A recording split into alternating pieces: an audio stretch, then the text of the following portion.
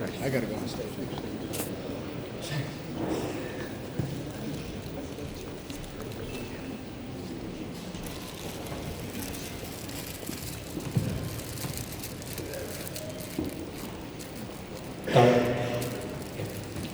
Good afternoon, everyone. I just hope all the speech by now it would be interesting enough, and we're just going to have another one of those interesting speeches. It's going to be something that is not going to be just a panel. It's going to have some added value for everyone, and everybody is going to leave is going to have something to leave that is going to make their startup better. In order to do that, we're going to have, first of all, the panel here, and then after that, I really hope some of you guys are going to come back and try to have some very constructive questions. That we're going to have a very good panel. We only have half an hour, so we're just going to save the time for our speakers. And then we're going to start. But before doing that, because I really like this panel, I just thought that beside me, try to introduce you guys, just come 30 seconds to 1 minute, try to introduce yourself, that audience would know exactly why you're here and what is your background. Hi everybody, my name's Aman. So I'm at Finch Capital. We're an early stage venture firm. We focus on investing in companies that are solving big financial pain points and companies that sell into financial institutions. So we're based in London, Amsterdam, Singapore. We've made over 25 investments so far. Companies like Zopa, Trussell in the UK. We actually just made our first investment in a company in Poland called Perfops in Krakow. So we're quite excited to be here in Asia. Hello, my name is Vladimir Rinko. I'm from the AI startup incubator based in Prague in the Czech Republic. We're founded last year, so we're quite new on the scene. Our goal is to develop applied AI startups. We have a 1-year incubation program. We have our first startup just entered from our first batch. We're closing 3 more, and we hope to do many more. FinTech is one of our verticals, but primarily it's applied AI, which we think is one of the big focuses for future growth. Hello, my name is Karl from PKBP, and I'm working with Let's FinTech PKBP program, and our aim is to bring new technologies to the bank and startups with those technologies. We already worked with over 30 startups during this program, and we have some pretty big implementation, like one of the biggest blockchain implementation in the country. Thanks for the intro.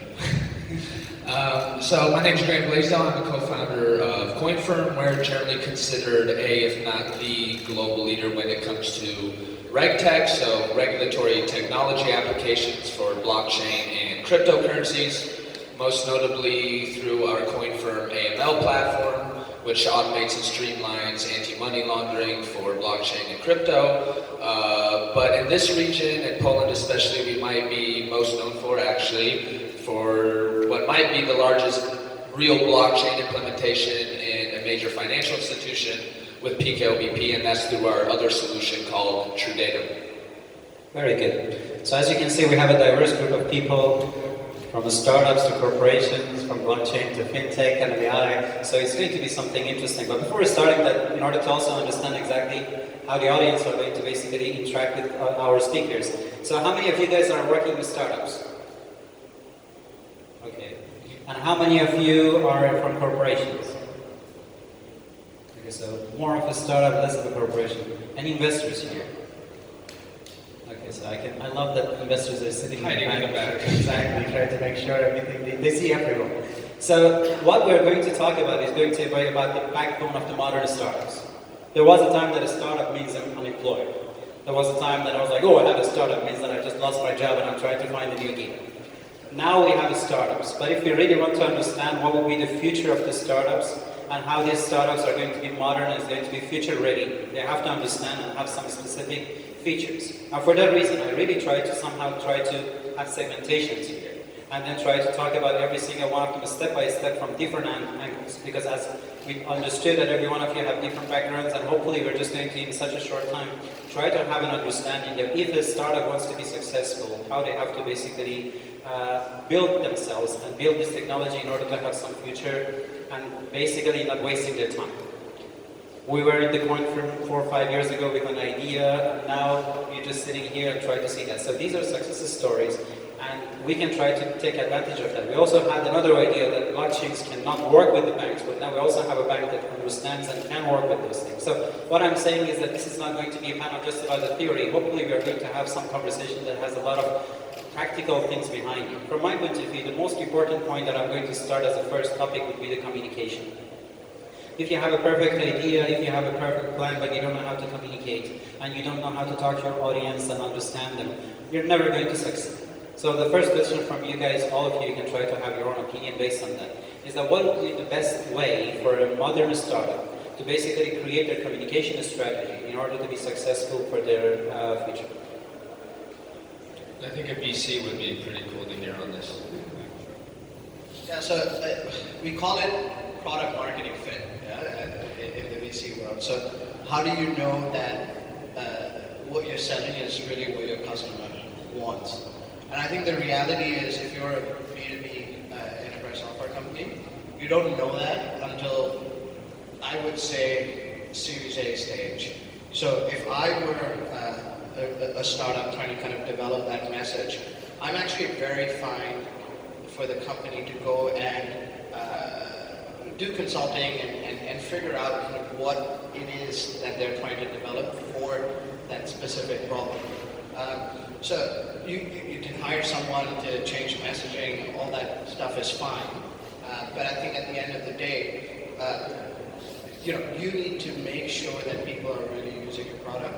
And the best way to do that is come to an investor and say, I have 5 customers, they're paying me some money, hence they're interested in my product, put it into their infrastructure, and I need money to take it to the next level. I think that's the best communication story from showing growth in numbers, the best communication story. Maybe I'll back it up by some experience from the bank perspective, because we cooperate with many startups, and the most important thing when a startup comes to us and wants to start that cooperation is to have some plan how they want to cooperate with a big corporation, because we have a lot of guys that have really great products, they have really great ideas, but they don't have any plan to how to cooperate with us. So that's the first thing you should start if you want to cooperate with a big corporation from the startup perspective. Yes, I think just to quickly add to that, in the old days, the startup, in the old days of a few years ago, the startup was, I have a great business idea, I'm going to do this, it's going to be disruptive. Probably there's a bunch of thinkers on this, but if you're sitting here with a great disruptive idea, there's been 20 other people in the world having that idea now.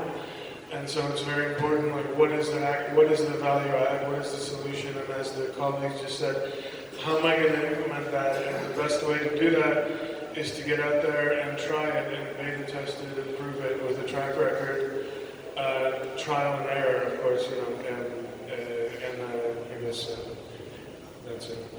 Are you asking, when you say communication, are you asking how these startups are communicating with their potential clients in a B2B setting, when they're sitting at a table with them, or are you asking overall communication, how a company communicates itself to the market or on stage, etc.? More of the second one? More of a second. Which one of the startups here are Polish that raise their hands? Oh, not as many. Okay. One of the biggest, I've failed before as a startup person, let's say, and I originally come out of the California ecosystem, but I'm half Polish, and I've sat a bit here on the market and tried to see what are the differences, where it can be improved, etc. One of the biggest issues Polish startups, European startups generally have, but Polish in particular, is how they communicate themselves to the outside world, how they talk about themselves as entrepreneurs, and how they position and talk about their company.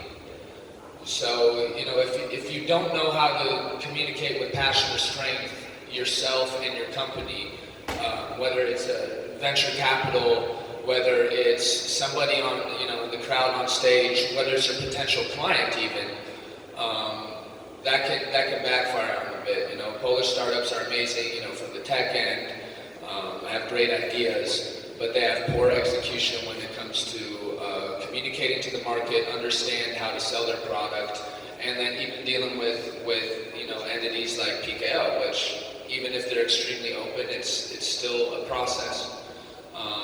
And it's about being ready and being taken seriously in those processes. So I'm also Chief Marketing Officer of CoinFirm, and we've worked really hard to find a communication in a constantly changing market where we're setting the actual kind of precedent for how to communicate these types of products. So you might be in situations where you have no damn clue how to communicate your product because you have no precedent, you have nothing to go on. So it's kind of up to you to build that vision, I guess. Very good. I would say, let's just go to the next one because in half an hour we really want to cover most of it. I would say the second part would be the efficiency. You have the right idea, you manage to properly communicate with the VC, with your customers, with your clients. Second part will be the efficiency. There was this conversation about back there and what startups want to say. I would say 90% of startups want to make the world a better place. And when you really put making the world a better place in the ROI, it doesn't really add up. So we want to understand, I have a great idea, how I can make it more efficient.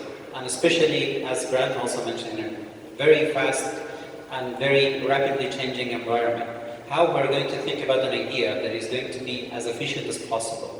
How we're going to create an idea that is not just going to be idealistic, but is going to be also realistic and is going to be somehow, first of all, interesting for the VCs to back them, and then for the customers in order to basically be the real customers and be the real person who is going to bring the money back into the startup.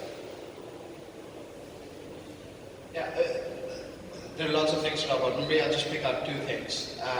So I think what we look for in particular in terms of the problem you're solving is, let's say you're a software company, are you replacing or are you creating a problem, right? So I think from my mindset, if you're replacing, yes, it's there's a clear budget holder, there's a clear product market fit, and you don't have to go through hoops and trying to explain to people what it is that you exactly do. I think people generally understand the problem. If you're creating, that becomes a lot harder to measure, the efficiency, because you're creating a problem that I never bought a solution for. Why should I buy it? And as a result, your sales cycles are just incredibly long. So it's tough, right? So I think depending on your risk profile as a founder or as well as your investor, there's no right answer in terms of which one to pick. I think picking replacing ones is easier for a sales cycle perspective. Picking creating ones is harder. On the consumer side, like one of the metrics that I spend most of the time looking at, it doesn't matter if you're making millions of dollars or not, is payback time, right? So I care as an investor, how long does it take for you to get back the money that you've spent in acquiring this customer? So I think I mean a lot of startups that say my LTV is like, whatever, 10,000, that's great. If it takes you 5 years to get that, that's a bigger issue. I'd rather you have a much smaller LTV and a much shorter payback time, because then you're more efficient on the marketing side. So again, there are many ways to measure efficiency. These are just kind of two, but I encourage you to kind of think about sales cycles and payback time as you think about software and consumer businesses. And I think building on that or following that, I worked a lot with very early stage companies, and so a lot of the questions we have from people are, well, I got to get something out onto the market. I got to ship something. Time to market is the most urgent thing. And then on the other side, people are fighting with, I got to pack in the features, I got to make it, value added and all that stuff. And you really need to find efficiency-wise when you're going to market the sweet spot. So to quote, I forget who now, but don't ship shit.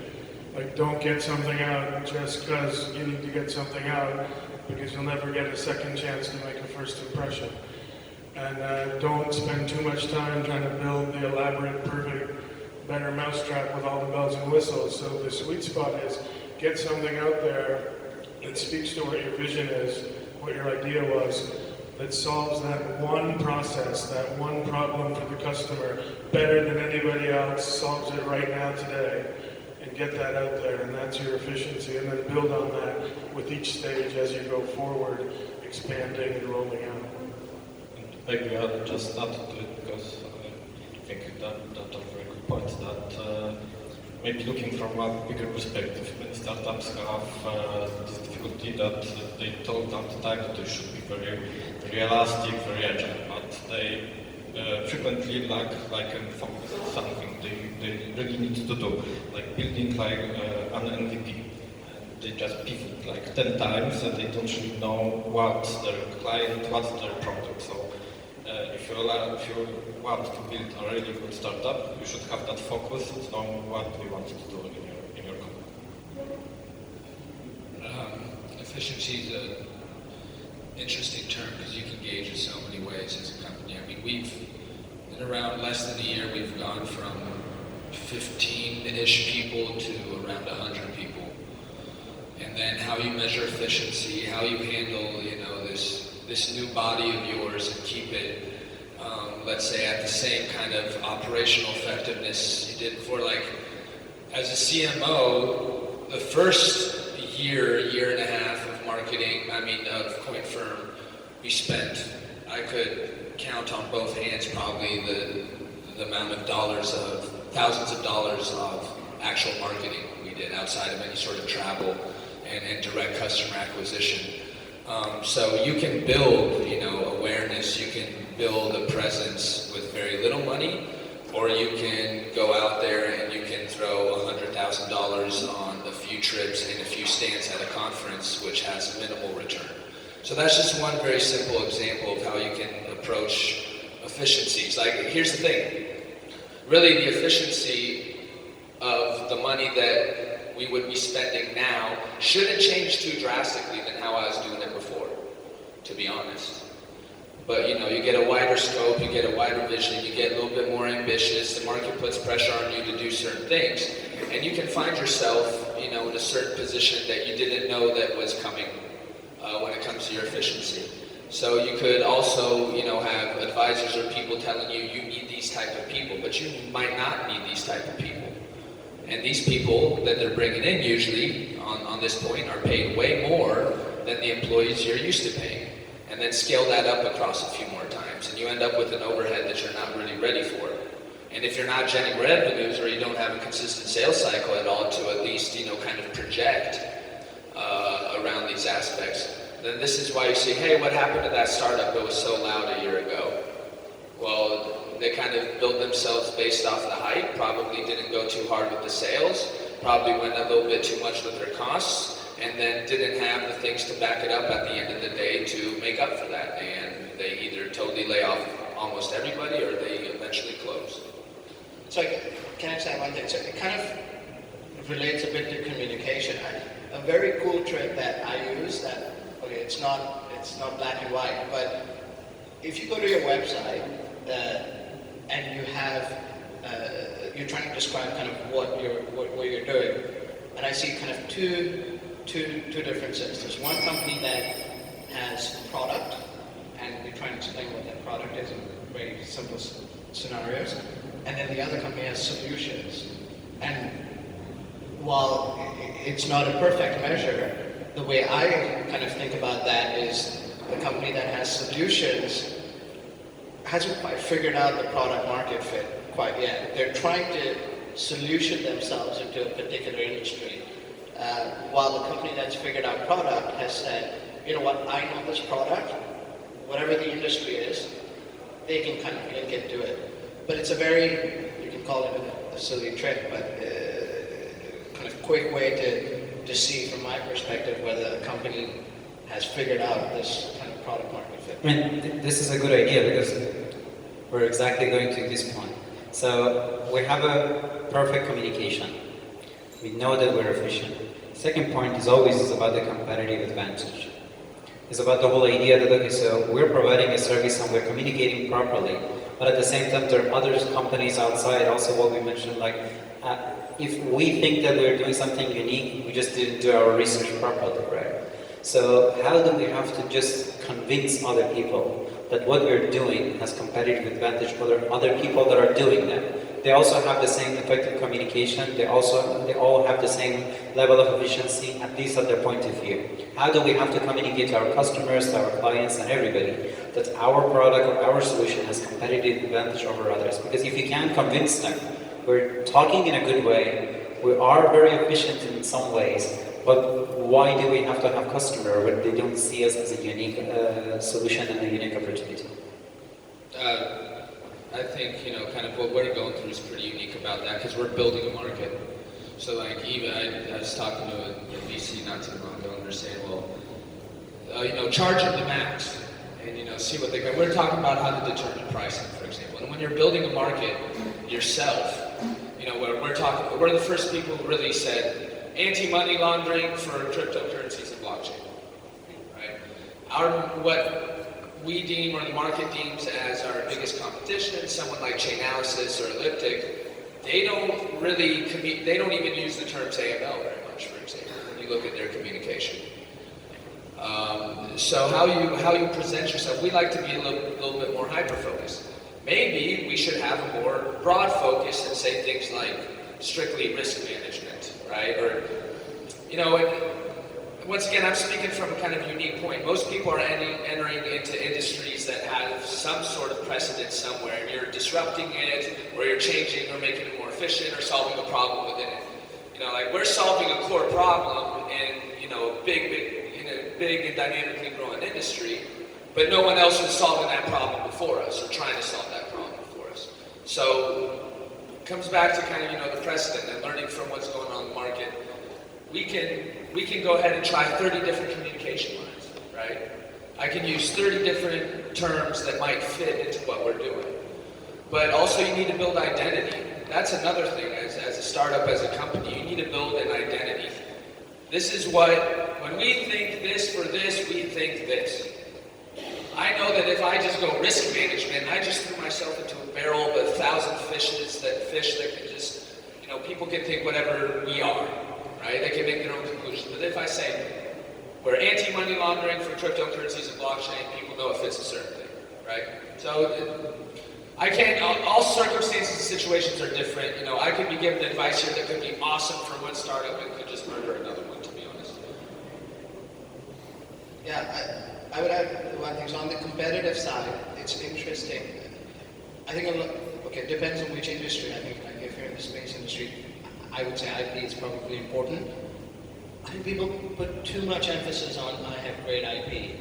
And in reality, so there's this thing like VCs hate signing NDAs because if you want us to sign an NDA, the kind of, it's an administrative issue, but also there's an issue is you're not confident in your ability to execute. So you're worried about your IP kind of getting someone. So for me, the real competitive advantage comes in execution, and you need to make people believe that you are the best executor out there of this. If you look at the best companies in the world, in general, they're not the first ones to do what they do, right? So whether it's an Uber, whether it's Apple, whether it's creating whatever product, they're generally not the first ones on the market. They just out-execute anyone else. And so that needs to be competitive advantage, execution, not IP, generally speaking. And you said that if you probably have a startup, there are like 10 more teams that do the same around the world, and it's pretty accurate because maybe if you have a startup, you really think you have a great innovative idea, but the truth is that there are a lot of people that are working on this idea.